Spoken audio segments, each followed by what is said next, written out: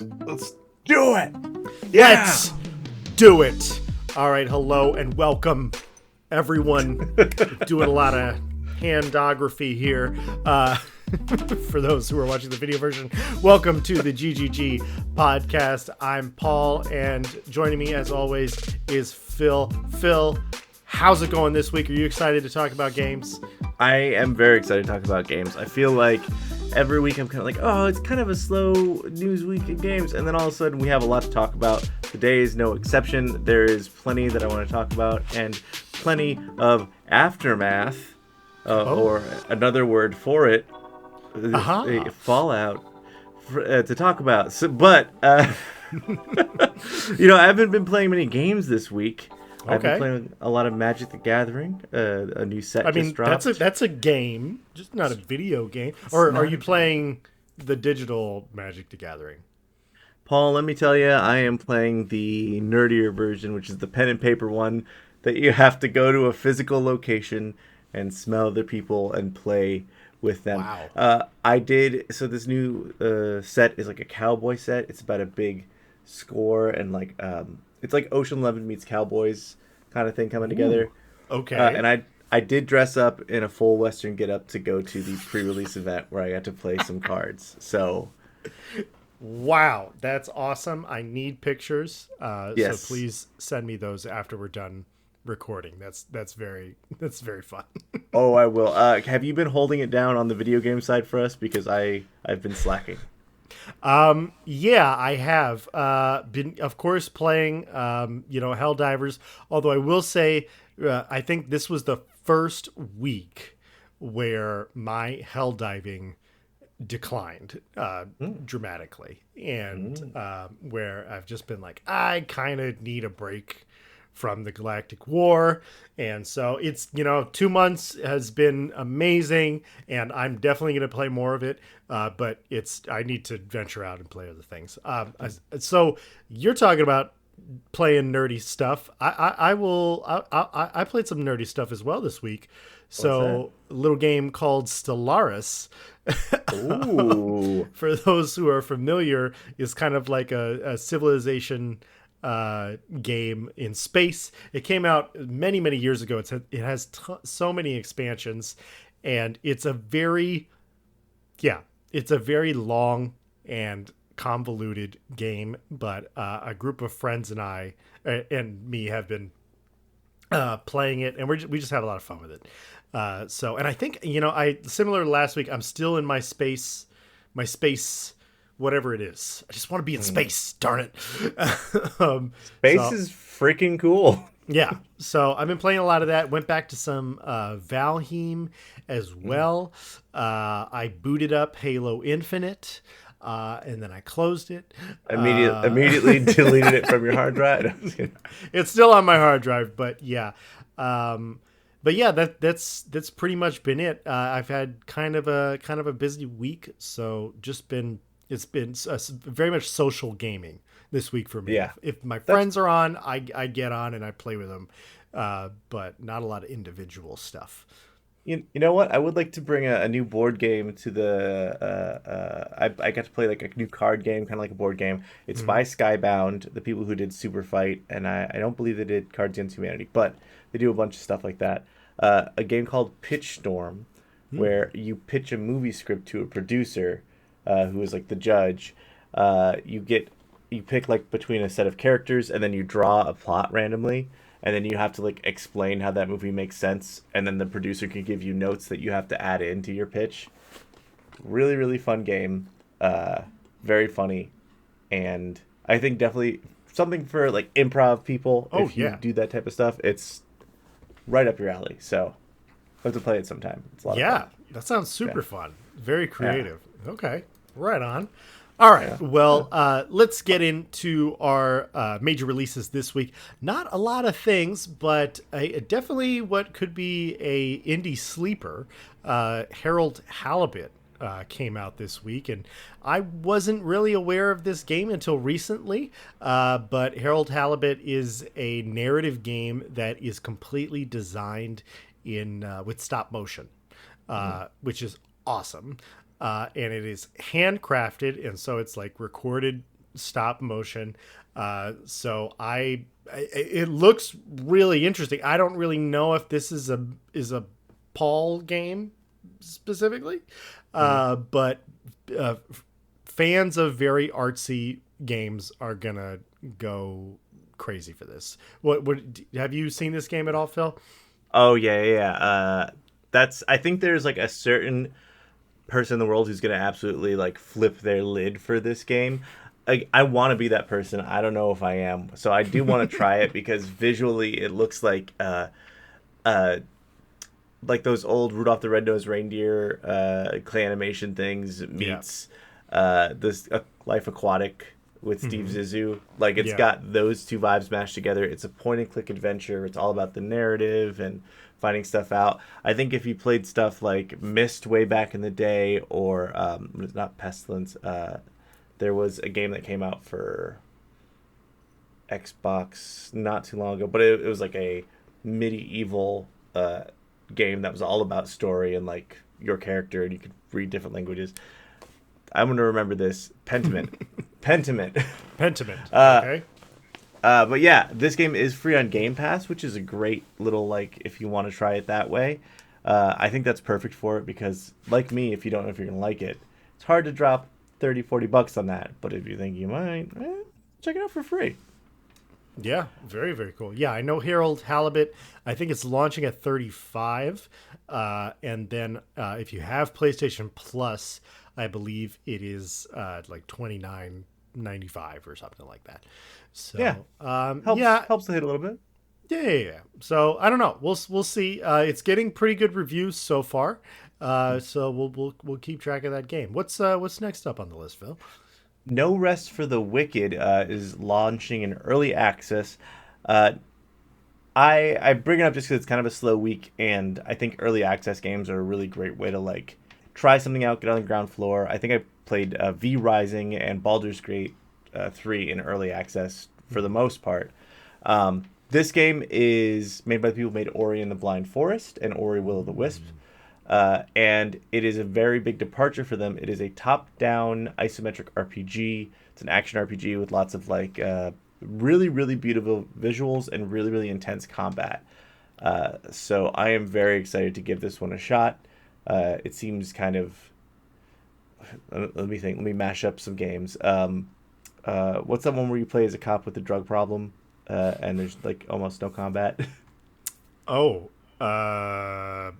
that's too vague. I'm sorry. It's too vague. Well, once I say the game, you'll know. Oh yeah, exactly. I was gonna say like Sleeping Dogs. I was like, no, that's a lot of combat. That's a lot of combat and a great game.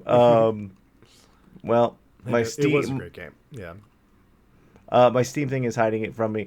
But it is like very beautiful visuals, top down, and looks really, really cool. If you get the chance to check out the trailer, I would advise everyone to do so and pick it up if they want to try it out. The Ori team is incredible, so yeah, everything they do, very, very well-known game and renowned game. So yeah, right on. And then last but not least, we're getting a Dave the Diver release on PS5. That's very exciting. Let's go. I also think that I think Grounded is coming out on PlayStation 4. So if you are a gamer that does not yet have a PS5 and do not yet have Grounded, then that is coming out as well. So that's cool. Some more little re-releases of games. We got an artsy game. We got a game from a well-known developer. Lots of stuff. We're good. You excited about this week's list? I am. I'm really stoked to play Dave the Diver because I haven't played it yet. Oh my god! I think this is the time. Like, yes, kind of in a little bit of a lull. When I'm not hell diving, when I'm not Dragon's Dogma-ing, I can just dive in and like fish and cook. Yes. Sounds pretty good to me. It's a great vibe, and honestly, like I've played it mouse and keyboard and on a controller. I think it's better on a controller. It's just a better controller game, personally. All right. Well, let's get into our news this week. Some interesting things in the news this week. A lot of pricing things. So that's always fun. We get to talk more about numbers. So first up, or go ahead. Exactly what us gamers love. Yes. Numbers and the prices of things. I mean, that's what is D&D. Yeah, it's true. For 200. So first up on the list is a news story rooted in our main topic last week, where we talked about Ubisoft's new Star Wars game, Star Wars Outlaws. So there's a lot of backlash with what we discussed, and what I think, Phil, you broke it down on our last episode about the different versions of Star Wars Outlaws that you can buy, and the specific content locked behind those different versions, which was very weird, because usually when you have a digital deluxe edition, it's like, this is a skin, or this is I don't know. It's outfit, a weapon that is really good for the first third of the game, and then you lose it forever. Not even the first third, the first hour. Yeah.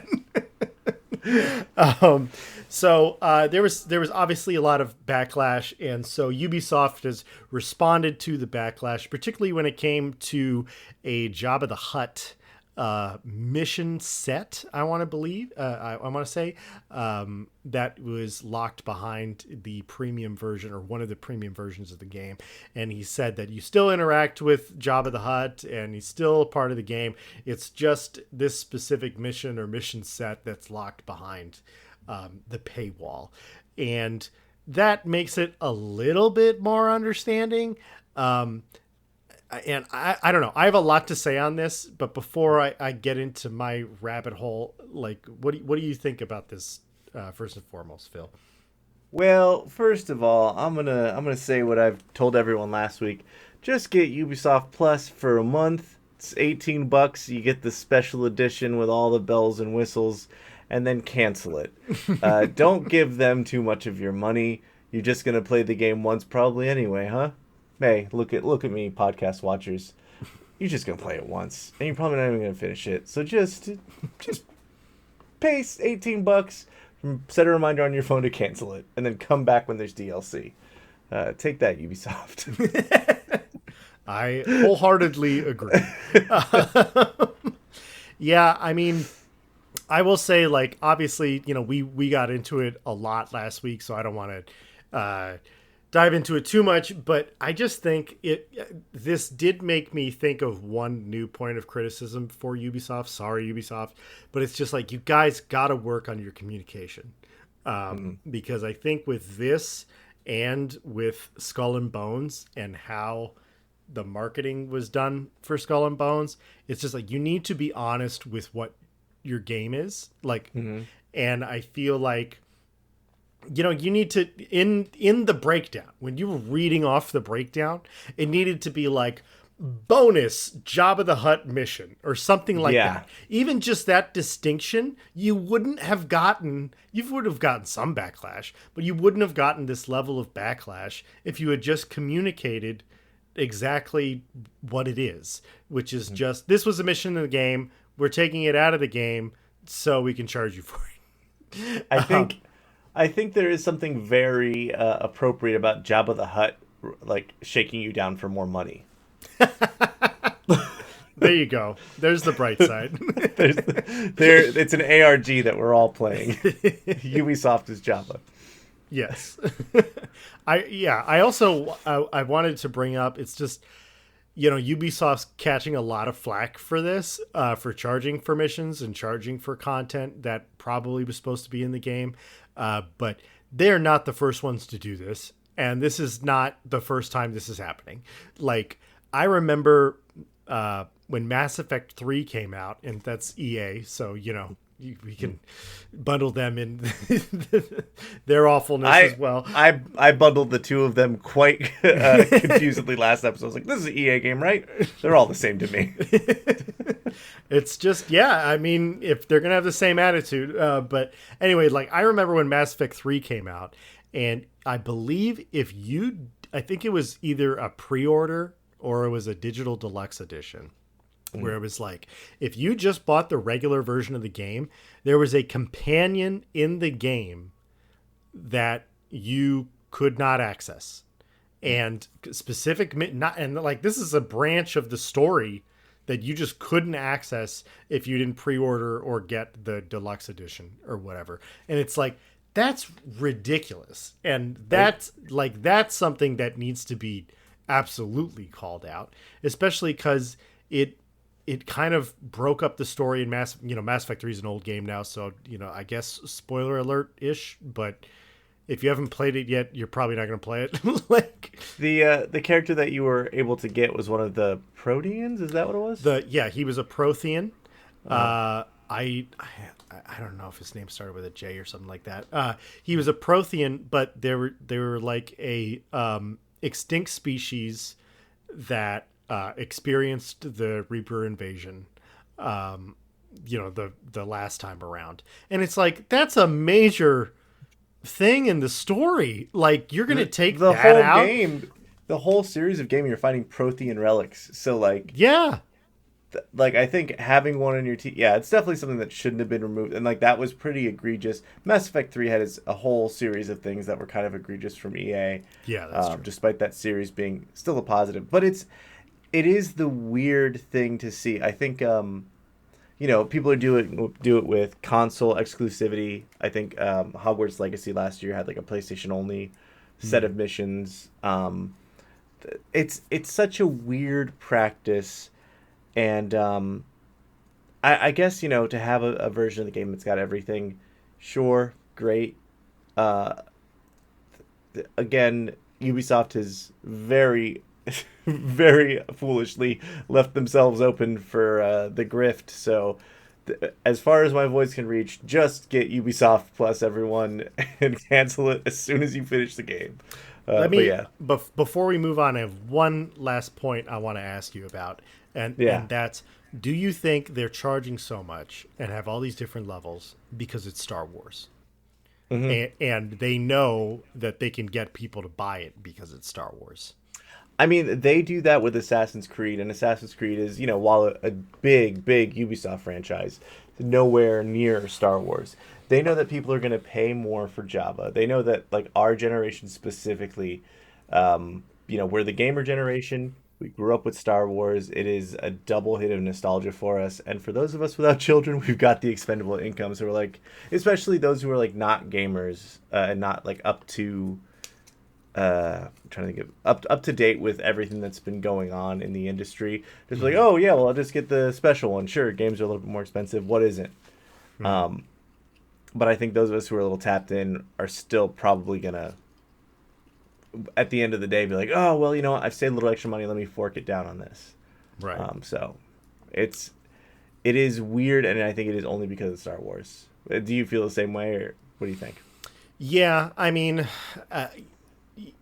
I know like a big thing for Disney is the branding, and I think Star Wars comes at a premium. Like look at what they did with the Star Wars hotel. I mean, now it's closed, but like they were charging like what? It was like $2,500 a night.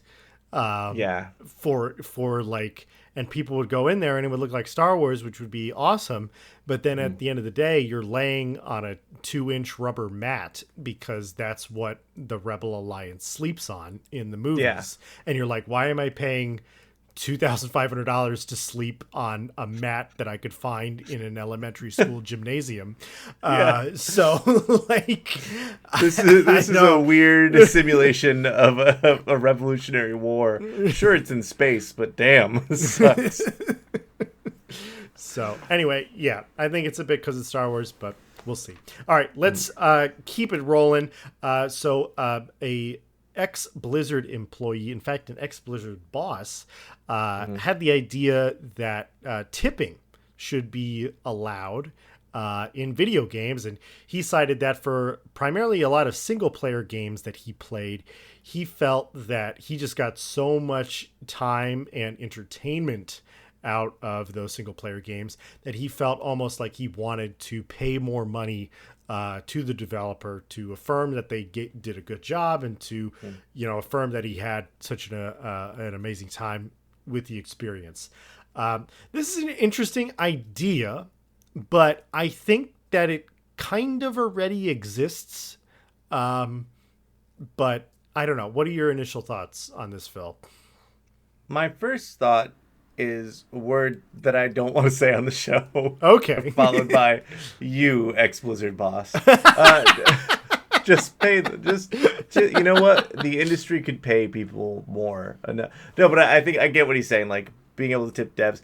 I think that if there is a way to do it, for me, if I personally love a game, I will buy it for a friend. Or I will go on being like, I want someone else to experience this, and that's in a sense tipping to me because it's spreading the game. Games are interesting because they're not a finite resource, right? Like you're buying code, Right. And you're buying a license to play the game most of the time.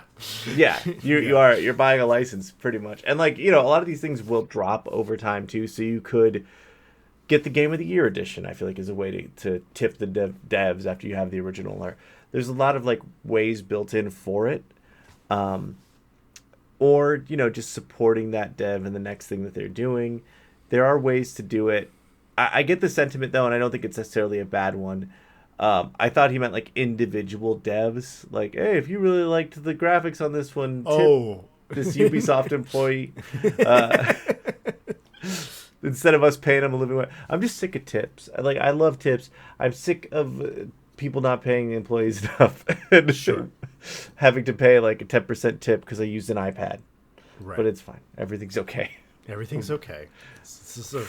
Got a lot of blood flowing, a lot of blood pumping. I'm an elder millennial, and I'm getting cranky in my elder age. Well, yeah, I thought this was an interesting idea because, like, I've had that thought before, but I guess how I think about it is, if I feel like a game, deserves more of my money, that's usually when I buy the digital deluxe edition. It's like we were just talking about with like, oh, you get this cosmetic that, is useless after an hour of playing the video game. And it's like, that's the tip. That is the tip. If it was $70 and I paid $80 or $85 for the deluxe edition, so you could give me a cosmetic, which is just a different skin variant of an already existing armor set in the game, that is a tip.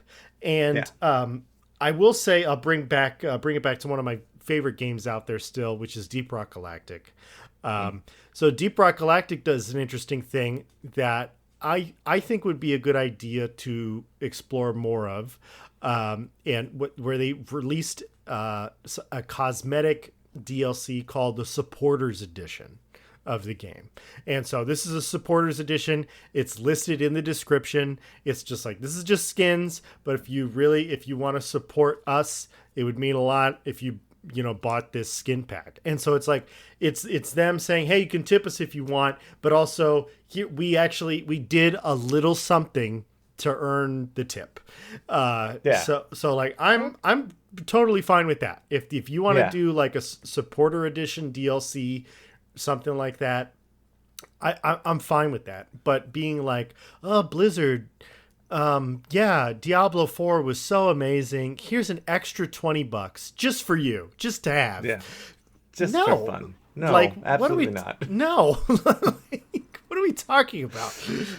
I think that the way Deep Rock Galactic handled it is the right way. I think that like the way that Helldivers handled it is the right way. Is, hey, if you just want to play the regular game, here you go. If you want this extra little bit, if you want to be a super citizen, give us $20. Yeah. I think that's kind of the bargain that we have currently. It's not perfect because there are a lot of great games or great elements in in good games that don't get like tipped in some capacity or like recognized in any sort of monetary sense. But yeah, it's not a perfect system. I do feel like tipping a dev would suck because no. I'm not going to do that. But I will buy more stuff for your game if you give me something that I love and then give me something that's like, hey, listen, here's just, you could dress up like Spider-Man now. I'm in. I'm so in. Whatever you want me. Yeah. I mean, just do, the way Deep Rock does it sounds good to me. And that way you're not paying for nothing.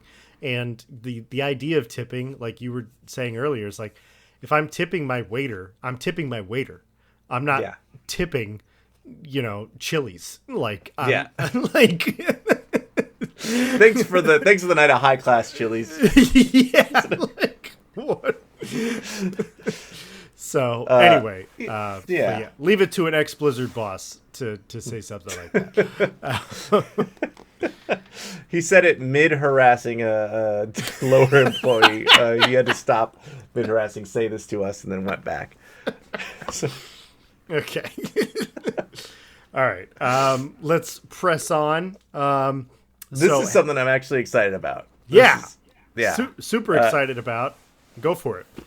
Hades 2 technical test is coming soon. I just saw when I was scouring for Reddit stories that this post was up, and they're like, "Hey, if you want to try the technical test, like apply. We will add you in for early access." That is super exciting. Hades, it was such an excellent game that I think getting into support early and getting to like play what they have in store for Hades 2 is extremely exciting. Mm-hmm. What do you think about all this going on with Hades 2?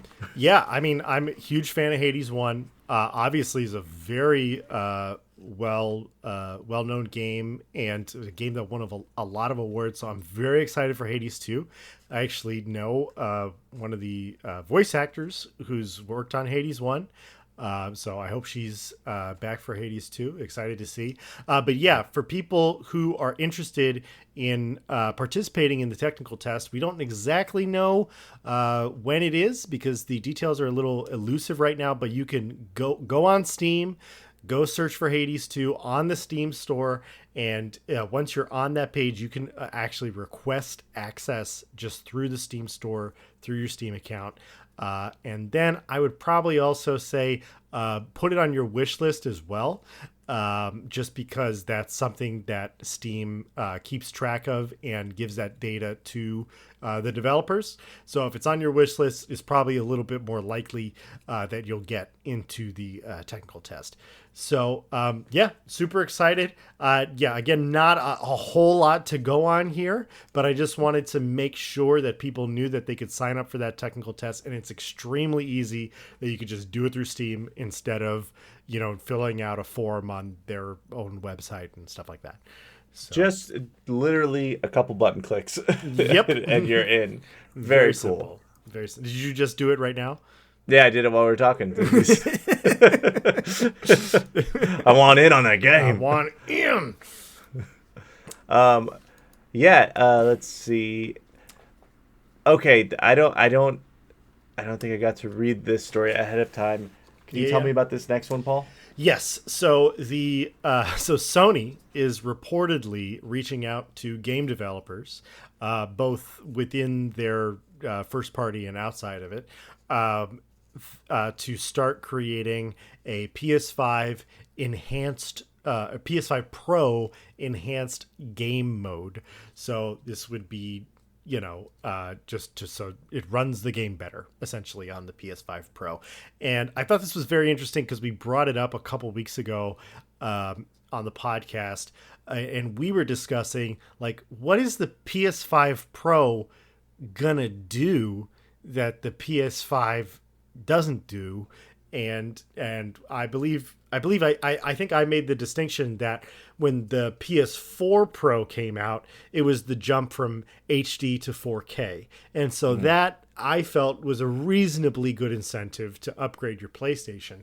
But with this, and obviously, for people who are technically versed out there, we know that there are different levels of 4K. A lot of 4K is really 2K and that kind of a thing. So, they could up the resolution on specific games, but I don't know. I think this is going to be a bigger leap. And the fact that they're having to advocate, I'm sure this is also just standard procedure. We're releasing a new console version. We want a special mode for our new console version. But I would be a little bit annoyed if I was a game developer picking up this call. So I have heard rumors about people talking about PS5 Pro test kits being like that. There's no desire to do anything with them. Like they're like, yeah, we don't. Doesn't really give us enough to operate with. I think it seems a little desperate of Sony to be like, hey, can you please help us sell this by making the game run better? Yeah, for real. No, Sony. No, maybe you shouldn't have done this. Just focus on the PS6, buddy. You're fine. Honestly, give me more portals. Make more PlayStation portals. That was a great move. Focus on VR. No, that's done. That's done. It's done forever. They'll come back to it. It's at some point, I'm sure. Yeah. There will be a PSVR 3. Count on it. I don't know why. I just think Sony will not give up on it. Just for fun. Yeah. Okay. Yeah. Okay. Let me ask you a question. What would it take, technical spec wise, for you to be like, yeah, I think I'm gonna need to get the PlayStation 5 Pro?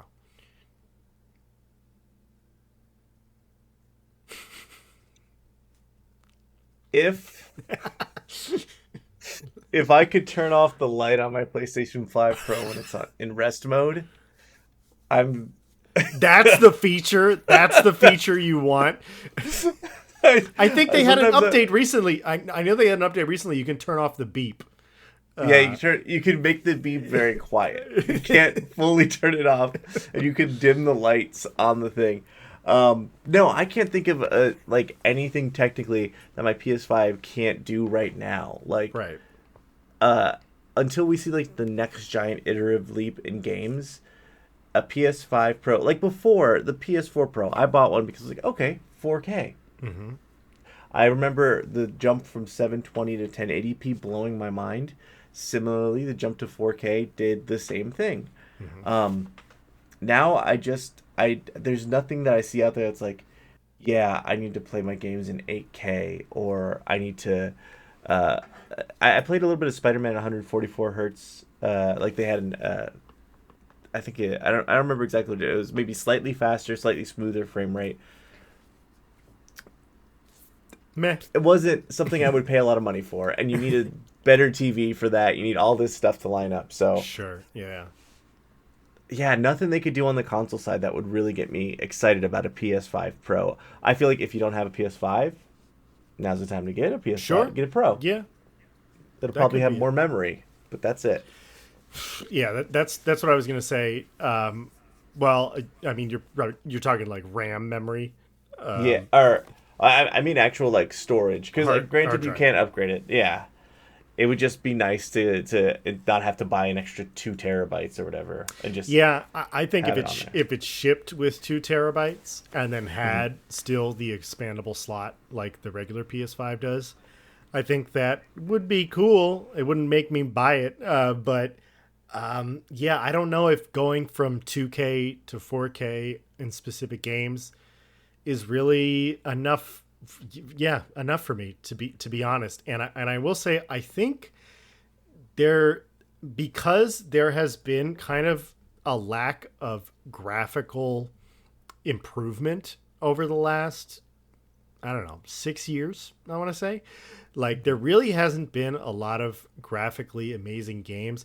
I know we're getting a lot of trailers for them and whatnot, and a lot of open world games, but this generation has been very focused, and Sony in particular has been very focused on, well, it's the solid state drive, and that's what it's about, and it's about no loading times anymore. And it's like, that's great. All right, now that I don't have any loading times, are the graphics, is it really gonna look that much better? Like God of War Ragnarok looked really good on my PS5, no doubt. But can I truly say that it was a giant graphical leap from God of War 2018 on my PS4 Pro? No, it wasn't. No. And so it's like, I have a feeling what Sony's going to do, and they're kind of notorious for doing this, is they're going to launch the PS5 Pro, and they're going to be like, all Sony first-party games are getting jumped to 4K, and then there will be like, well, we thought they were already 4K. Like, now it's 4K enhanced, or enhanced 4K, or something like that. And not good enough. Sony, if you're listening out there, I'd rather get some more UI improvements. I don't think your UI is bad by any means, but I think that there are specific things. Let's finish Discord integration. Like, you guys started it and you haven't finished it. Like, let me access Discord from my PlayStation so I don't have to use my phone. or or make like streaming easier on consoles and whatnot. Like we see all of these console games and we have streamers just they play on PC, and like obviously a computer is the best place to stream something because you have a lot more control over things, but it's also because the console options. I don't know how the Xbox streaming options are, so maybe you know them better than me, but the PlayStation streaming options are very, very limited. Oh yeah, they're super minimal. Yeah. Okay, what do you think would this sell it for you? Announcing the PlayStation 5 Pro, we just went all in on jiggle physics. What do you mean jiggle physics? You know what I mean, jiggle physics. I mean, I think it would do well in Japan. They would do well, and with a certain segment of Americans. Yeah, that's true. I mean, Stellar Blade is going to look ridiculous. Yeah, I hopefully that they would also improve the haptics as well with that. So yeah.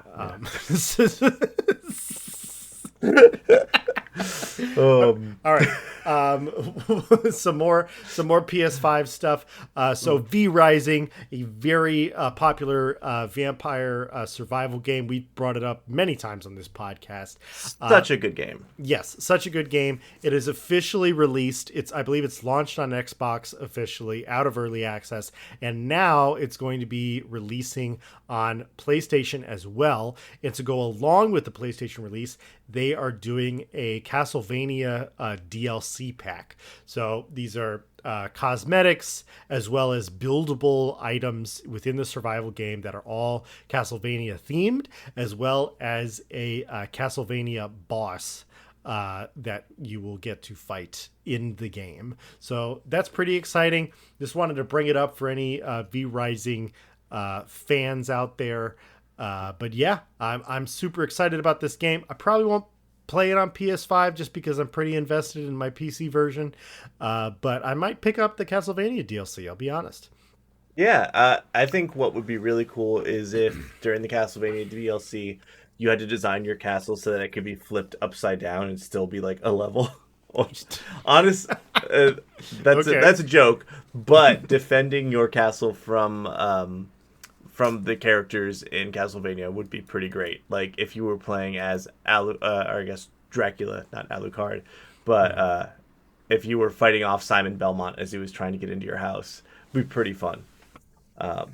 V Rising's so cool. Its aesthetic already kind of fit in pretty well with Castlevania. Yes. And I think this is just going to be this would be great. I'm excited for people who get to play it on console. It is. I can imagine the controllers might be a bit, maybe a bit wonky, but it's also just designed really, really well. And it's a gathering game, a building game. Yeah. I think it's if for people who aren't familiar with it, who are like, oh, this looks like Diablo with crafting, I'd be like, yeah, but I think the combat is more thoughtful and deeper than I know people get like Diablo with the builds, which build for my rogue, which build for my barbarian. It's like I get it, and that stuff's fun too. But in Diablo, it's about like destroying enemies as quickly as possible, doing these amazing explosions, using these amazing moves because you're a superhuman and everything. And you're still a superhuman. You're a vampire in V Rising, but you're not just gonna tear through everything like you do in Diablo. And so I do think the combat and gameplay in the combat is very well balanced. So yeah, you're still a bit vulnerable in V Rising. Yes. The survival part is a big part of it. Well, cool. Another game coming out is getting a beta. Frostpunk 2 beta is available right now? Yes, right now. So if you have pre-ordered Frostpunk, I believe if you've I know for a fact if you pre-ordered through Steam, you can access the beta right now. And I believe if you've pre-ordered through the Xbox Store, it is the same as well. So I am extremely excited for Frostpunk. This is a game that's coming out in July of this year. It got an official release date. It's the beta is been sort of, I don't know if it's supposed to be public, but I've been seeing streamers playing this game openly on the internet. So if you're looking for new gameplay, it is out there. And if you're really excited and want to participate in the beta, give people some feedback, give them some feedback. Go ahead and pre-order it. Do it right now. Hell yeah. Yeah, I'm gonna have to try Frostpunk, and that's where that's all I have to contribute to this. Yeah, no, it's fine. All right, well, we've talked enough about the news this week. Let's get into our main topic, which is, of course, Fallout's brand resurgence due to the new Fallout show on Amazon Prime. And we've noticed, I believe this article came out today, but active players for many of the Fallout games have skyrocketed because of the show release, and also because Bethesda was smart enough to put the Fallout games on sale during the show release. So right now you can get Fallout 4, Fallout 76, and I believe Fallout New Vegas are all on sale on Steam. And we've seen Fallout 4, which is the most popular of the Fallout games. Although I would say that Fallout 3 was probably the most, the best Fallout. That had the sauce. Yes, they had the sauce. But yeah, Fallout 4, I believe it was up to 60,000 active players. So, which is very impressive for a game that's huge. Yeah, has not come out recently. So I think it was a 2016 game, if I'm remembering. Fallout 4? Yeah. I believe so. One of the things that's very interesting about all of this is there's a lot of Fallout places, if someone hasn't played Fallout, for them to step into. I think this is a lot of people who maybe... I have a good friend who wasn't familiar with the show, or wasn't familiar with the product at all. Watched the show, loved it, and he's like, now I want to try a Fallout game. Right. And I had to suggest to him which one to start out with. It sounds like I know your answer, but if you were suggesting someone who had watched the show and wanted to get a full experience of what Fallout was, where would you tell them to go and why? I mean, the predictable answer for me, yeah, it's Fallout 4. I think that Fallout 3 was the best game. I didn't love Fallout 4, to be honest. But I would say Fallout 3 is just a little too old to appreciate if you've never played it before. If you're going back to it for nostalgia, totally. And Fallout 4 also has like a pretty, and we got this when we were doing our interview with Austin, who works at Obsidian. They have a lot of modding tools, and so you can also get a lot of just a lot of runtime just through the Fallout 4 mods and the improvements that the community has made as opposed to Bethesda. So although I have heard that Fallout 76 has been, steadily improved over the 4 years that it's been out. So I never played Fallout 76. Have you ever played Fallout 76? I think I played it for like a couple of days, and it really never landed with me in any discernible way. Mm-hmm. But I think I was kind of at a Fallout, like I think Fallout 4 came out in 2016, like we said. 76 came out, I guess, around 2020. No, it'd have to be... I think it did come out 2019. I think it was 2020. I think it came out like April or something like that. In the pandemic. Yeah. Interesting. I would have sworn it came out. But it never found its audience because, like, look it up.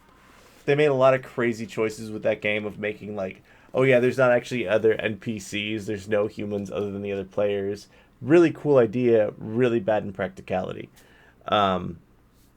But I think that game, from what I've heard, has had enough time to at least be fun now, and probably something you could do as a single-player experience. And if you're hungry for more Fallout and you've played the others, this is the one. I feel like that.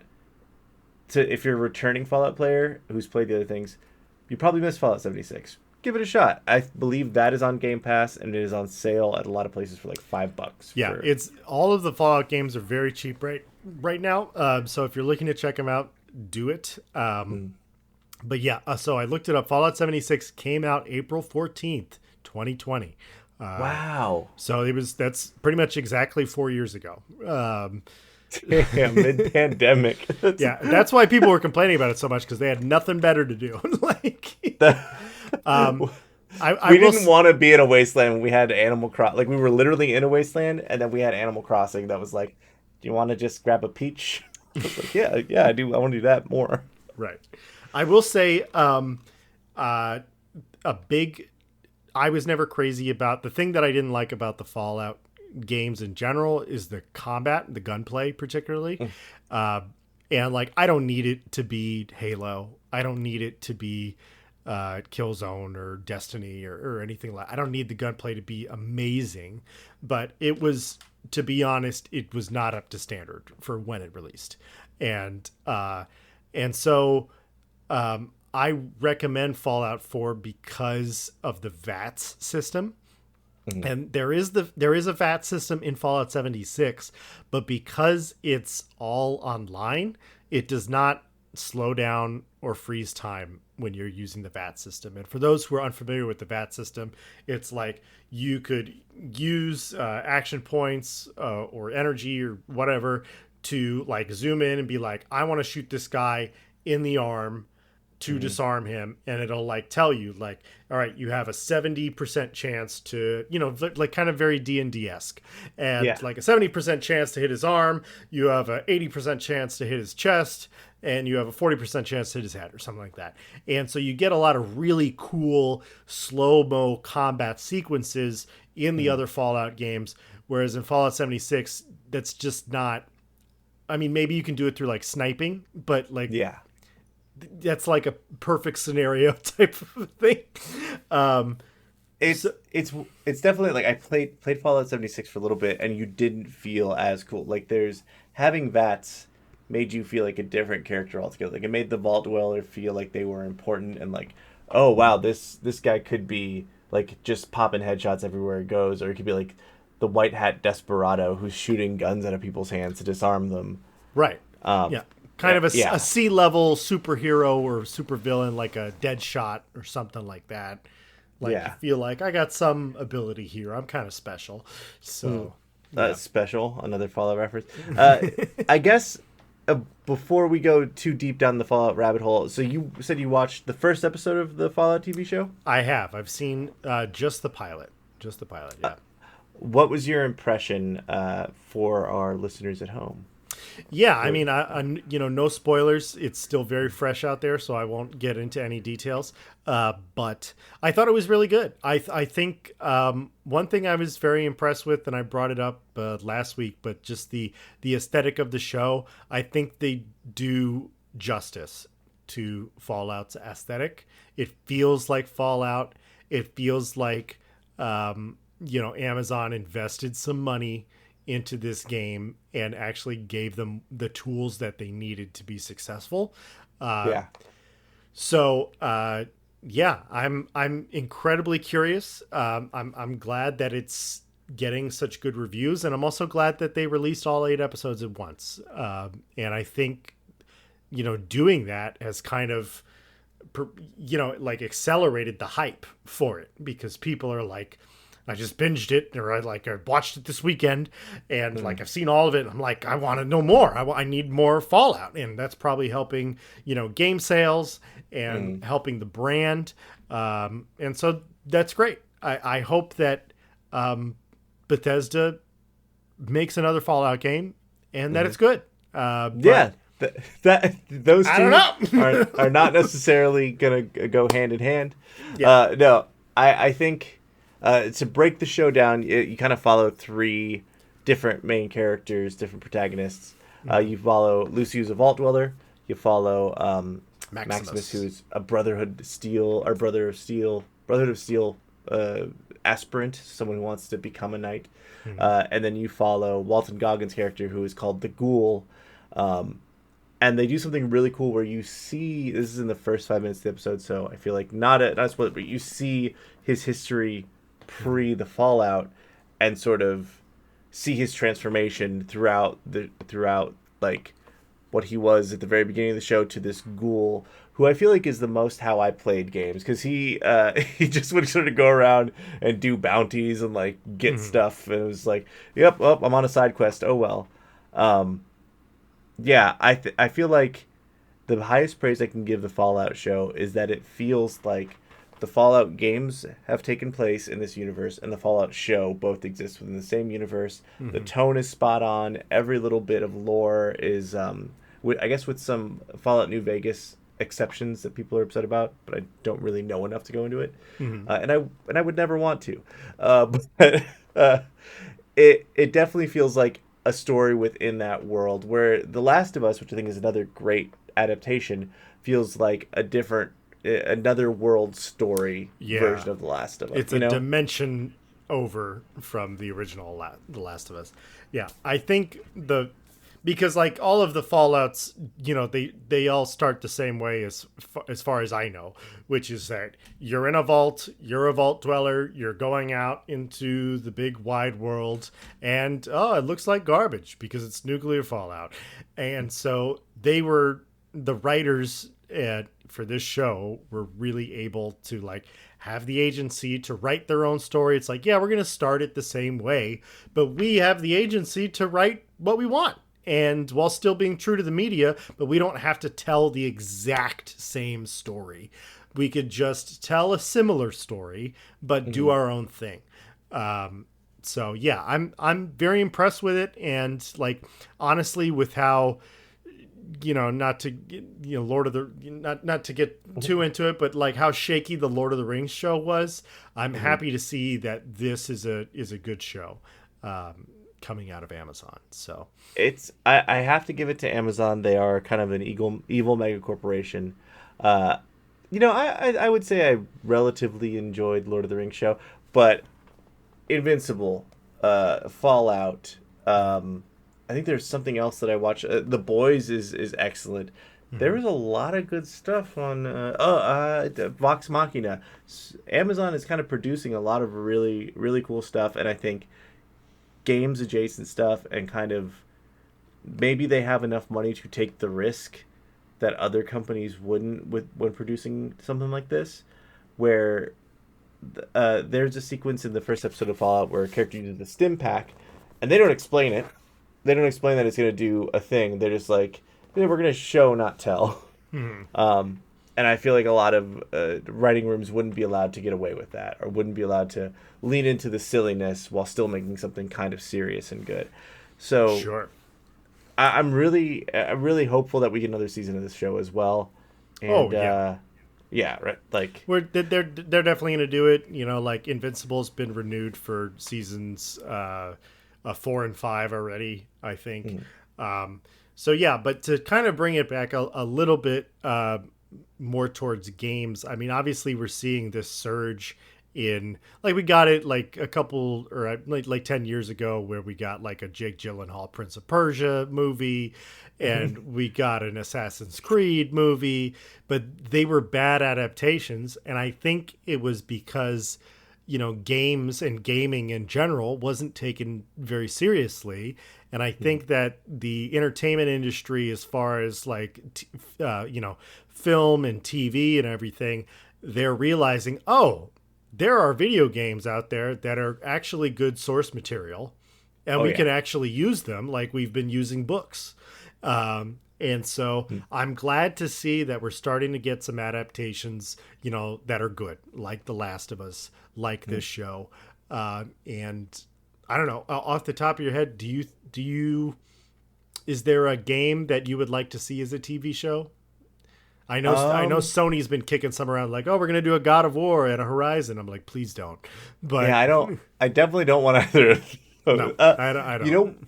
You know what I would love as a movie or show, actually, and this is kind of Ghost of Tsushima would be really cool. Maybe it's because I've watched a little bit of Shogun and that's like kicking around my head, but that was just the first thing to pop up. The actor would be great for that, because he could play himself, like is literally just it's him. His face. Like I think a Half-Life and Half-Life 2 like game where they could kind of explore the lore a little bit more would have a kind of like Severance and horror feel. Like, I think that would be really, really cool. And of course it would have the edge of being like one of the biggest names in video games. I want a Half-Life project, because like I feel like Half-Life is kind of a little bit under the radar enough where people aren't gonna be like, oh, video game stuff, but people in the know will be like, oh, we've got some OG business happening here. Yeah. What about you? What's something you would want to see? Um, I'll be honest. I've been kind of sitting here racking my brain about it, and I haven't had any. I just feel like I'm opposed to Horizon and God of War because I think those stories are just better told in the media of gaming. I don't really see a world where God of War is a good show. And maybe they'll prove me wrong. Maybe they will, but I just don't see it. And I think that Horizon will get a lot of flack, especially with the outfits looking very Native American-esque from people who don't understand the lore of Horizon and how they justify it through the lore. So I'm not crazy about any of those. I would love to see Cal Kestis from Jedi Survivor and Jedi Fallen Order. I would love to see him brought into the live action Star Wars universe. He looks exactly, it's the same thing with Ghost of Tsushima. You can pull the same actor. He's a good actor too. And I would like to see him brought into the Star Wars universe. Yeah, if one of the like Star Wars hasn't learned, sorry, we're going to start. I'm going to go on a mini Star Wars channel. Star Wars had young Luke Hamill for so long, and they could have made Mark Hamill for so long. They could have made so many interesting Luke stories, and then they waited too long. And then I feel like we kind of that's the part of the reason why I'm like Last Jedi. Okay, is that like okay, what are you gonna do with old man Luke? But we have young Cameron Moynihan right now. We have him in his prime. Make some cool Jedi stuff where Cameron Moynihan's hanging out with Ashoka and they're fighting bad guys. Give me some cool Cal Kestis stuff because he is in the lore and he is one of the strongest Jedi around. Make him do something. Make him have an impact on the Star Wars visual canon.